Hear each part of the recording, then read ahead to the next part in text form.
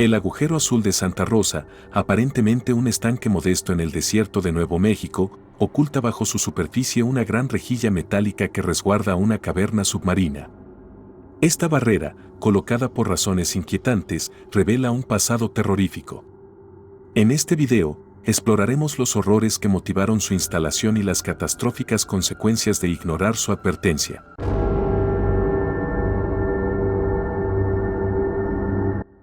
A 160 kilómetros al este de Albuquerque, Nuevo México, se encuentra la pequeña ciudad de Santa Rosa. A un lado de la ciudad hay un lugar de baño popular entre los lugareños y turistas que parece poco más que un estanque a primera vista. Sin embargo, esto no podría estar más lejos de la verdad. Hay algunos árboles y rocas alrededor de los bordes, pero lo primero que llama la atención es el color azul profundo del agua, lo que delata el hecho de que no es un estanque turbio poco profundo. Obviamente es muy profundo y el agua es extremadamente clara. Y debido a que es tan modesto desde la superficie, es posible que no esperes que este sea uno de los sitios de buceo más populares de todo el país. El hoyo también se encuentra justo en la histórica Ruta 66, que para aquellos de ustedes que no lo saben, es una de las carreteras originales de los Estados Unidos, que data de la década de 1920. Desde entonces, se ha convertido en un lugar turístico popular, pero antes de establecer la Ruta 66, había caminos de tierra que se remontaban mucho más atrás. Y durante estos periodos de tiempo, el agujero azul proporcionaba agua al ganado y a los viajeros que cruzaban el desierto. Pero incluso antes de eso, las poblaciones nativas han utilizado el agujero durante siglos, tal vez incluso milenios, como una fuente ilimitada de agua y un lugar para refrescarse. De hecho, no sabemos realmente hasta dónde se remonta la historia porque no hay registros escritos. En cualquier caso, esto se debe a que el agujero azul de Santa Rosa es algo conocido como un pozo artesiano natural. Este es un tipo de manantial natural que se alimenta del agua en las profundidades de la tierra y, debido a la presión a la que está sometida el agua, fluye a volúmenes increíbles. Y el agua en el agujero en sí se refresca por completo cada 6 horas más o menos, por lo que debería darle una indicación de qué tan grande es. Y simplemente hace esto, día tras día, como lo ha hecho durante todo el tiempo que la gente lo ha estado usando. Es por esta razón también es que el agua es tan clara, está siendo reemplazada constantemente por agua nueva y clara a una temperatura constante de 17 grados Celsius. Pero eso no es todo. En la superficie del agua, el agujero tiene unos 25 metros de diámetro. Y a medida que desciendes de la superficie, comienza a estrecharse, primero como un reloj de arena. Luego, en el punto medio, comienza a ensancharse nuevamente y, finalmente, el agujero se ensancha a casi 39 metros de ancho en la parte inferior de su profundidad de 25 metros. En la parte inferior también hay algunos objetos interesantes. Hay algunas rocas y algunos escombros, cosas típicas que esperarías, pero también hay huesos, un crucifijo y una pequeña abertura en el lado este. Esta abertura está cubierta por una rejilla metálica que es la entrada a una enorme caverna submarina. Al igual que con la mayoría de los manantiales naturales donde el agua proviene de algún lugar profundo dentro de la tierra, el camino del agua no es directo. Durante un largo periodo de tiempo, el agua erosiona la roca más blanda y soluble al azar.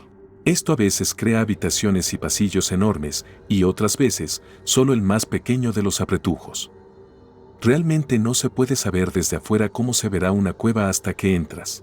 La mayoría de la gente no tiene absolutamente ningún interés en averiguar cómo es una cueva por dentro, pero no todos.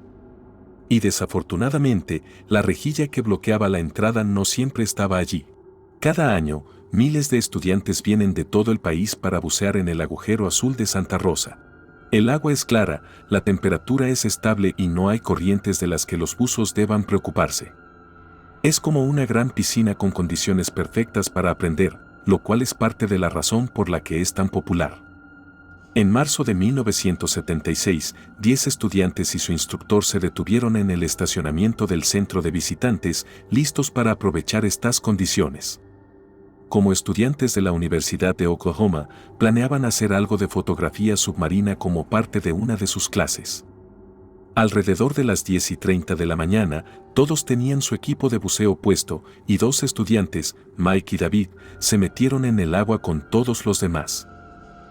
Antes de comenzar la inmersión, se les dijo a todos los estudiantes que no permanecieran demasiado tiempo en el fondo y se les advirtió que bajo ninguna circunstancia debían ingresar a la cueva en el lado este del hoyo.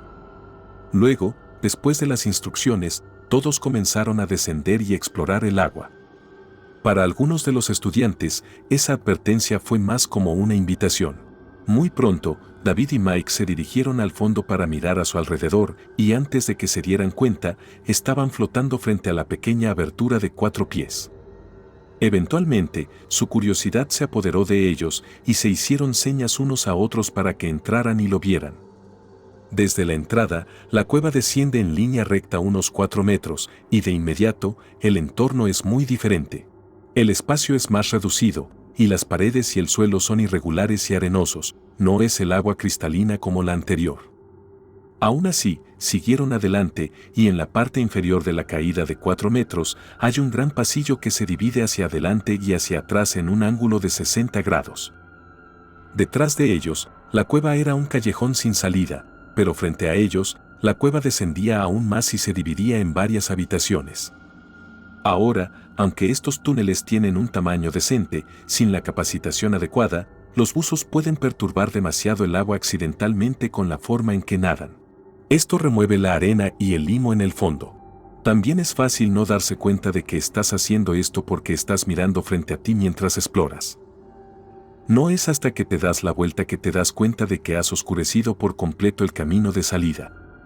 Así que mientras David y Mike seguían adelante, sin que ellos lo supieran, estaban literalmente sellando su propio destino.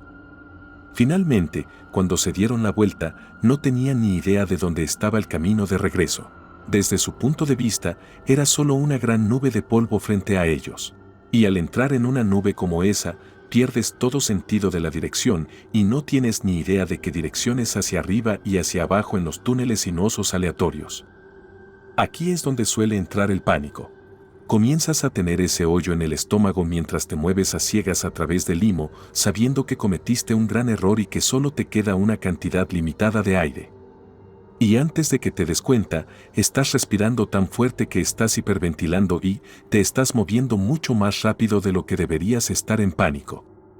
Esto solo magnifica el problema de visibilidad y estás golpeando paredes y techos, y luego, de repente, tomas un respiro y se siente como si estuvieras respirando a través de una pajita porque te has quedado sin aire en tus tanques. No pasó mucho tiempo antes de que los estudiantes restantes y el instructor se dieran cuenta de que algo les había sucedido a David y Mike.